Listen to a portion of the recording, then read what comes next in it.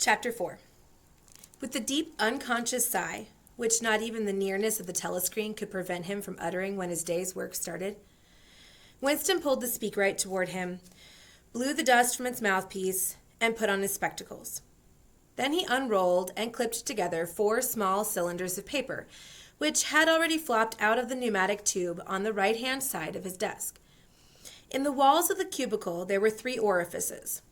To the right of the speakwrite, a small pneumatic tube for written messages. To the left, a larger one for newspapers, and in the side wall, within easy reach of Winston's arm, a large oblong slit protected by a wire grating. This last was for the disposal of waste paper. Similar slits existed in thousands or tens of thousands throughout the building, not only in every room, but at short intervals in every corridor. For some reason, they were nicknamed memory holes. When one knew that any document was due for destruction, or even when one saw a scrap of waste paper lying about, it was an automatic action to lift the flap of the nearest memory hole and drop it in. Whereupon it would be whirled away on a current of warm air to the enormous furnaces which were hidden somewhere in the recesses of the building. Winston examined the 4 slips of paper which he had unrolled. Each contained a message of only 1 or 2 lines, in the abbreviated jargon, not actually newspeak, but consisting largely of newspeak words, which was used in the ministry for internal purposes. They ran, Times, 17-3-84, BB's speech, malreported, Africa, rectify. Times, 19-12-83, forecasts, 3-year plan, 4th quarter, 83, misprints, verify current issue. Times, 14-2-84, mini plenty, malquoted, chocolate, rectify. Times, 3-12-83, reporting, BB day order, double plus ungood, refs unpersons, rewrite, full wise, upsub, antifiling. With a faint feeling of satisfaction, Winston laid the 4th message aside. It was an intricate and responsible job, and had better be dealt with last. The other 3 were routine matters, though the second one would probably mean some tedious wading through lists of figures. Winston dialed back numbers on the telescreen and called for the appropriate issues of the Times, which slid out of the pneumatic tube after only a few minutes' delay. The messages he had received referred to articles or news items which, for one reason or another, it was thought necessary to alter, or, as the official phrase had it, to rectify. For example, it appeared from the Times of the 17th of March that Big Brother, in his speech of the previous day, had predicted that the South Indian front would remain quiet, but that a Eurasian offensive would shortly be launched in North Africa. As it happened, the Eurasian High Commander had launched its offensive in South India and left North Africa alone. It was therefore necessary to rewrite a paragraph of Big Brother's speech in such a way as to make him predict the thing that had actually happened. Or, again, the Times of the 19th of December had published the official forecasts of the output of various classes of consumption goods in the 4th quarter of 1983, which was also the 6th quarter of the ninth 3-year plan. Today's issue contained a statement of the actual output, from which it appeared that the forecasts were in every instance grossly wrong. Winston's job was to rectify the original figures by making them agree with the later ones. As for the 3rd message, it referred to a very simple error which could be set right in a couple of minutes. As short a time ago as February, the Ministry of Plenty had issued a promise, a categorical pledge, were the official words, that there would be no reduction of the chocolate ration during 1984. Actually, as Winston was aware, the chocolate ration was to be reduced from 30 grams to 20 at the end of the present week. All that was needed was to substitute for the original promise a warning that it would probably be necessary to reduce the ration at some time in April. As soon as Winston had dealt with each of the messages, he clipped his speak-written corrections to the appropriate copy of the Times and pushed them into the pneumatic tube. Then, with a movement which was as nearly as possible unconscious, he crumpled up the original message and any notes that he himself had made, and dropped them into the memory hole to be devoured by the flames.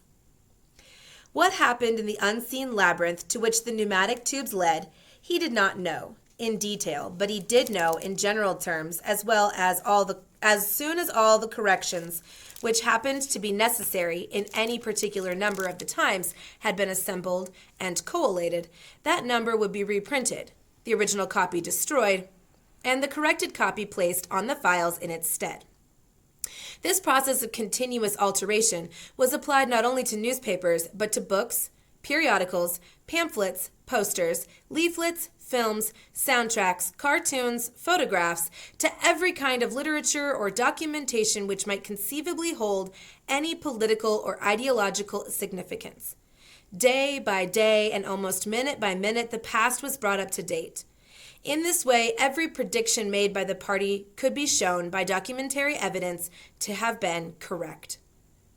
Nor was any item of news or any expression of opinion which conflicted with the needs of the moment ever allowed to remain on record. All history was a palimpsest, scraped clean and reinscribed exactly as often as was necessary. In no case would it have been possible, once the deed was done, to prove that any falsification had taken place. The largest section of the records department, far larger than the one in which Winston worked, consisted simply of persons whose duty it was to track down and collect all copies of books, newspapers, and other documents which had been superseded and were due for destruction. A number of the times which might, because of changes in political alignment or mistaken prophecies uttered by Big Brother, have been rewritten a dozen times, still stood on the files bearing its original date, and no other copy existed to contradict it. Books also were recalled and rewritten again and were invariably reissued without any admission that any alteration had been made. Even the written instructions which Winston received and which he invariably got rid of as soon as he had dealt with them, never stated or implied that an act of forgery was to be committed. Always the reference was to slips, errors, misprints, or misquotations, which it was necessary to put right in the interests of accuracy. But actually, he thought as he readjusted the Ministry of Plenty's figures, it was not even forgery. It was merely the substitution of one piece of nonsense for another. Most of the material that you were dealing with had no connection with anything in the real world, not even the kind of connection that is contained in a direct lie. Statistics were just as much a fantasy in their original version as they were in their rectified version. A great deal of the time, you were expected to make them up out of your head. For example, the Ministry of Plenty forecast had estimated the output of boots for the quarter at 145 million pairs.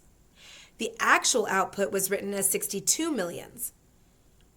Winston, however, in rewriting the forecast, marked the figure down to 57 millions so as to allow for the usual claim that the quota had been overfilled. In any case, 62 millions was no nearer the truth than 57 millions or than 145 millions. Very likely, no boots had been produced at all. Likelier still, nobody knew how many had been produced, much less cared. All one knew was that every quarter, astronomical number of boots were produced on paper, while perhaps half the population of Oceania went barefoot. And so it was with every class of recorded fact, great or small. Everything faded away into a shadow world in which finally even the date of the year had become uncertain. Winston glanced across the hall. In the corresponding cubicle on the other side, a small, precise-looking, dark-chinned man named Tillotson was working steadily away with a folded newspaper on his knee and his mouth very close to the mouthpiece of the speakwrite. He had the air of trying to keep what he was saying a secret between himself and the telescreen. He looked up and his spectacles darted a hostile flash in Winston's direction. Winston hardly knew Tillotson and had no idea what work he was employed on. People in the records department did not readily talk about their jobs. In the long, windowless hall with its double row of cubicles and its endless rustle of papers and hum of voices murmuring into speakwrites, there were quite a dozen people whom Winston did not even know by name, though he daily saw them hurrying to and fro in the corridors or gesticulating in the 2 minutes hate. He knew that in the cubicle next to him, the little woman with sandy hair toiled day in, day out, simply at tracking down and deleting from the press the names of people who had been vaporized and were therefore considered never to have existed. There was a certain fitness in this since her own husband had been vaporized a couple of years earlier. And a few cubicles away, a mild, ineffectual, dreamy creature named Ampleforth, with very hairy ears and a surprising talent for juggling with rhymes and meters, was engaged in producing garbled versions, definitive texts they were called, of poems which had become ideologically offensive, but which for one reason or another were to be retained in the anthologies. And this hall, with its 50 workers or thereabouts, was only one subsection, a single cell, as it were, in the huge complexity of the records department. Beyond, above, below were other swarms of workers engaged in an unimaginable multitude of jobs. There were the huge printing shops with their sub-editors, their typography experts, and their elaborately equipped studios for the faking of photographs. There was the teleprograms section with its engineers, its producers, and its teams of actors specially chosen for their skill in imitating voices. There were the armies of reference clerks whose job was simply to draw up lists of books and periodicals which were due for recall. There were the vast repositories where the corrected documents were stored, and the hidden furnaces where the original copies were destroyed. And somehow or other, quite anonymous, there were the directing brains who coordinated the whole effort and laid down the lines of policy which made it necessary that this fragment of the past should be preserved, that one falsified and the other rubbed out of existence. And the records department, after all, was itself only a single branch of the Ministry of Truth, whose primary job was not to reconstruct the past, but to supply the citizens of Oceania with newspapers, films, textbooks, telescreen programs, plays, novels, with every conceivable kind of information, instruction, or entertainment, from a statue to a slogan, from a lyric poem to a biological treatise, and from a child's spelling book to a Newspeak dictionary. And the ministry had not only to supply the multifarious needs of the party, but also to repeat the whole operation at a lower level for the benefit of the proletariat. There was a whole chain of separate departments, dealing with proletarian literature, music, drama, and entertaining generally. Here were produced rubbishy newspapers containing almost nothing except sport, crime, and astrology, sensational 5-cent novelettes, films oozing with sex and sentimental songs, which were composed entirely by mechanical means on a special kind of kaleidoscope, known as a versificator. There was even a whole subsection, pornosec, it was called in Newspeak, engaged in producing the lowest kind of pornography, which was sent out in sealed packets and which no party member, other than those who worked on it, were permitted to look at. 3 messages had slid out of the pneumatic tube while Winston was working, but they were simple matters and he disposed of them before the 2 minutes hate interrupted him. When the hate was over, he returned to his cubicle, took the Newspeak dictionary from the shelf, pushed the speakwrite to one side, cleaned his spectacles, and settled down to his main job of the morning. Winston's greatest pleasure in life was in his work. Most of it was a tedious routine, but included in it there were also jobs so difficult and intricate that you could lose yourself in them, as in the depths of a mathematical problem. Delicate pieces of forgery in which you had nothing to guide you except your knowledge of the principles of Ingsoc and your estimate of what the party wanted you to say. Winston was good at this kind of thing. On occasion, he had even been entrusted with the rectification of the Times' leading articles, which were written entirely in Newspeak. He unrolled the message that he had set aside earlier. It ran, Times 3/12/83, reporting BB Day Order, double plus ungood, refs unpersons, rewrite, full-wise, upsub, anti-filing. In Old Speak or Standard English, this might be rendered, the reporting of Big Brother's order for the day in the Times of December 3rd, 1983, is extremely unsatisfactory and makes references to non-existent persons.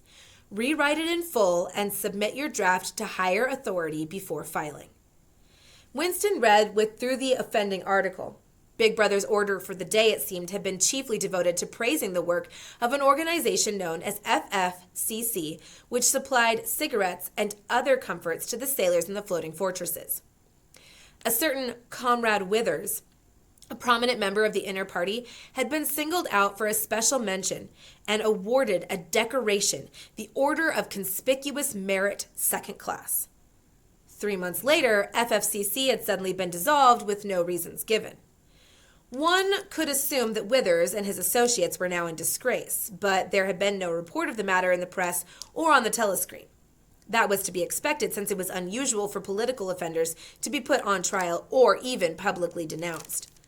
The Great Purges involved thousands of people with public trials of traitors and thought criminals who made abject confessions of their crimes and were afterwards executed. Were special showpieces not occurring oftener than once in a couple of years. More commonly, people who had incurred the displeasure of the party simply disappeared and were never heard of again. One never had the smallest clue as to what had happened to them. In some cases, they might not even be dead. Perhaps 30 people personally known to Winston, not counting his parents, had disappeared at one time or another. Winston stroked his nose gently with a paperclip. In the cubicle across the way, Comrade Tillotson was still crouching secretively over his speakwrite. He raised his head for a moment. Again, the hostile spectacle flash. Winston wondered whether Comrade Tillotson was engaged on the same job as himself. It was perfectly possible. So tricky a piece of work would never be entrusted to a single person. On the other hand, to turn it over to a committee would be to admit openly that an act of fabrication was taking place. Very likely as many as a dozen people were now working away on rival versions of what Big Brother had actually said. And presently, some master brain in the inner party would select this version or that, would re-edit it and set it in motion the complex processes of cross-referencing that would be required. And then the chosen lie would pass into the permanent records and become truth. Winston did not know why Withers had been disgraced. Perhaps it was for corruption or incompetence. Perhaps Big Brother was merely getting rid of a too popular subordinate. Perhaps Withers or someone close to him had been suspected of heretical tendencies, or perhaps that was likeliest of all. The thing had simply happened because purges and vaporizations were a necessary part of the mechanics of government. The only real clue lay in the words, refs unpersons, which indicated that Withers was already dead. You could not invariably assume this to be the case when people were arrested. Sometimes they were released and allowed to remain at liberty for as much as a year or 2 years before being executed. Very occasionally, some persons whom you had believed dead long since would make a ghostly reappearance at some public trial where he would implicate hundreds of others by his testimony before vanishing. This time, forever. Withers, however, was already an unperson. He did not exist. He had never existed. Winston decided that it would not be enough simply to reverse the tendency of Big Brother's speech. It was better to make it deal with something totally unconnected with its original subject. He might turn the speech into the usual denunciation of traitors and thought criminals, but that was too obvious. While to invent a victory at the front or some triumph of overproduction in the 9th three-year plan might complicate the records too much. What was needed was a piece of pure fantasy.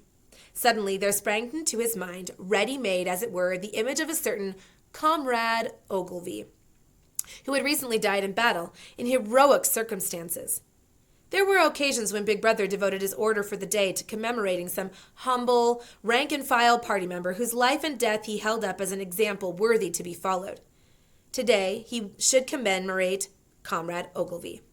It was true that there was no such person as Comrade Ogilvy, but a few lines of print and a couple of faked photographs would soon bring him into existence. Winston thought for a moment, then pulled the speakwrite toward him and began dictating in Big Brother's familiar style. A style at once military and pedantic. And because of a trick of asking questions and then promptly answering them, what lessons do we learn from this fact, comrades? The lessons, which are also one of the fundamental principles of Ingsoc, that, etc., etc. Easy to imitate. At the age of 3, Comrade Ogilvy had refused all toys except a drum, a submachine gun, and a model helicopter. At 6, a year early, by a special relaxation of the rules, he had joined the Spies. At 9, he had been a troop leader. At 11, he had denounced his uncle to the thought police after overhearing a conversation which appeared to him to have criminal tendencies. At 17, he had been a district organizer of the Junior Anti-Sex League. At 19, he had designed a hand grenade which had been adopted by the Ministry of Peace and which its first trial had killed 31 Eurasian prisoners in one burst.